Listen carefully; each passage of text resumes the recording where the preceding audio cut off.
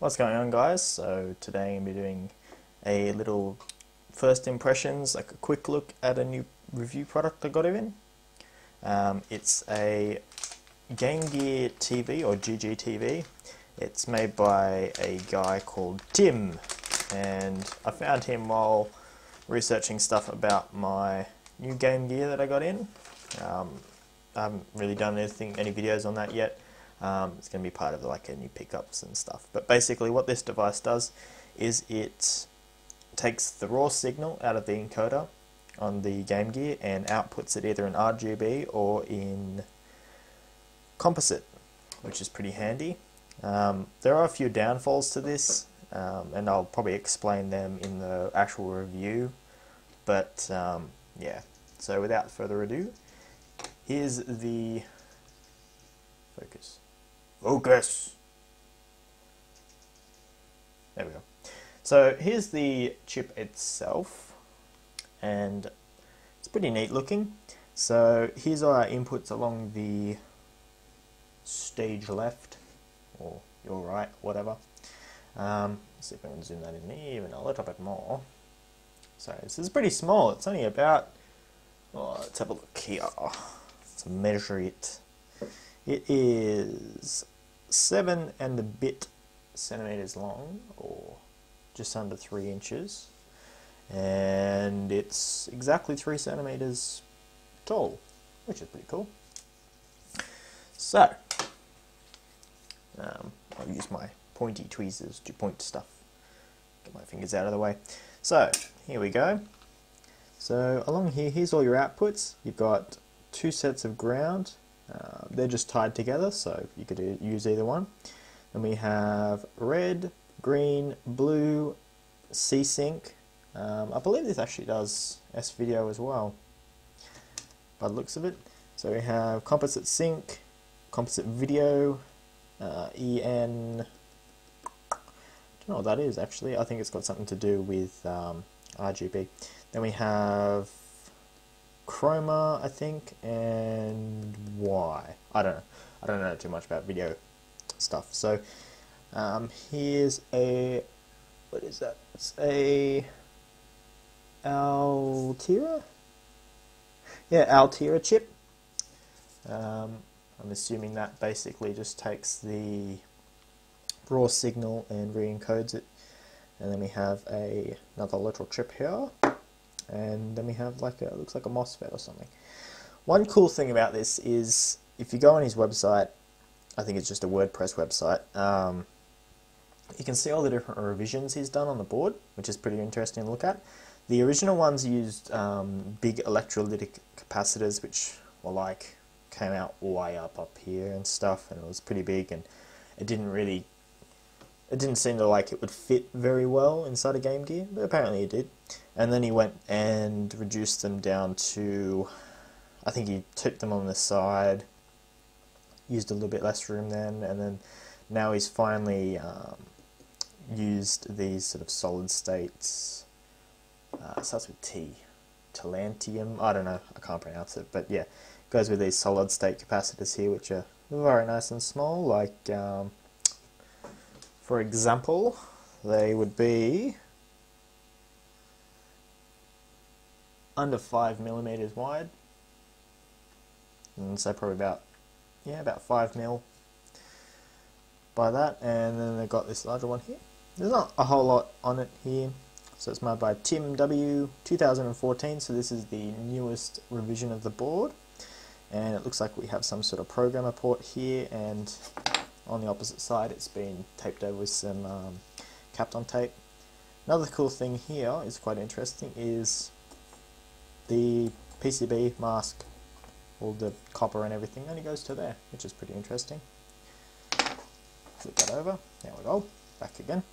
And here we have all our inputs, D0, D1, all the way down to PC, then composite sync, then UR 5 volts and ground. So we have 5 volts which comes along here and goes into this regulator here, looks like it, yeah, voltage regulator. Probably drops it down to about, I don't know, 3 volts or something, 3.3. Yeah, it's pretty interesting. As I said, there's only one real downfall to this. It doesn't occur when you play Sega Master System games, and it only occurs when you play Game Gear games. Is this outputs at the raw?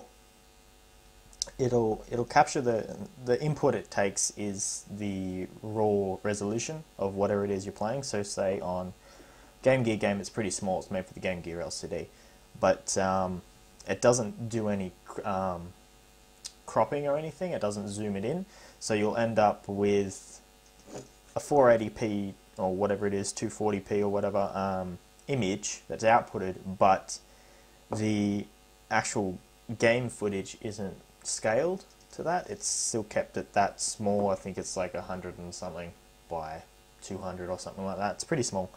So you'll have like a little box thing. It isn't too hard to overcome. You can probably just use a composite scaler, like just go composite straight to HDMI, and they're pretty small. Like the PCBs for those are only probably about this long, but twice as wide. So you could probably even fit it inside a Game Gear. Apparently, there's no way he said there's no way you could do it on this PCB, from what I've read. You just can't do it. So you have to use an external scaler, which isn't a problem. Most TVs will have a zoom function, so you could just zoom it in anyway, and it should automatically crop it.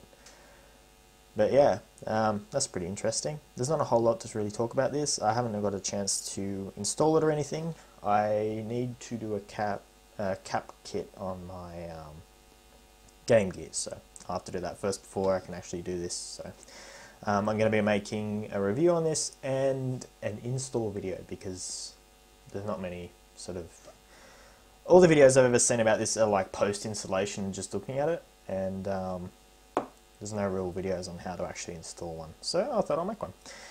He was kind enough to throw in some Kana wire, just the red stuff. I've got blue stuff. I like the blue stuff. Pretty interesting. It's just standard. I think it's, what is that? American wire gauge number 30. So yeah, pretty nifty. It's good stuff to have. Always good. Another thing that seems to put in this revision is a different output connector, which is very nice. Comes with a bigger piece of wire.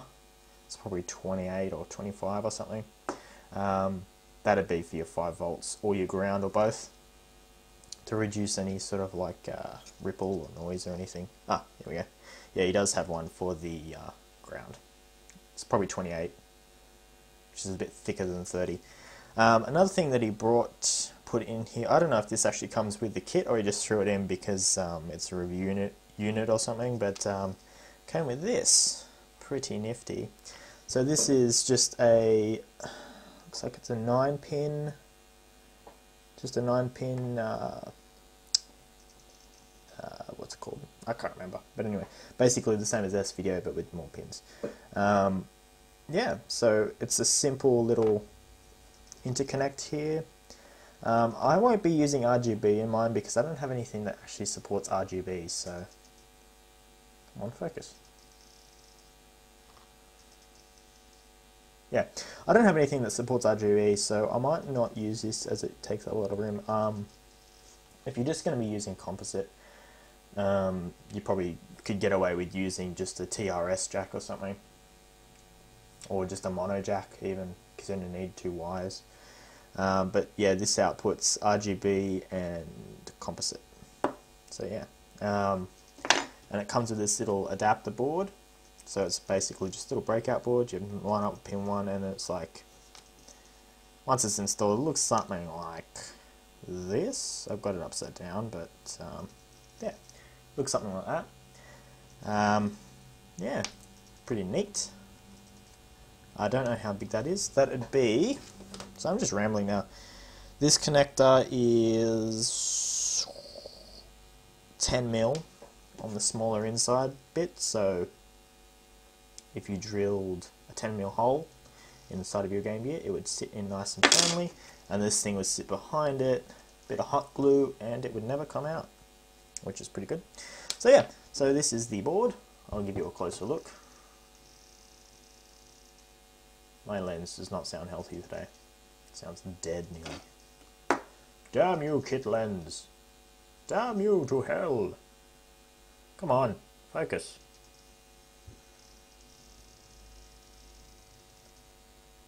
That doesn't sound healthy. I don't know if you can hear that, but this lens is probably nearly bugged.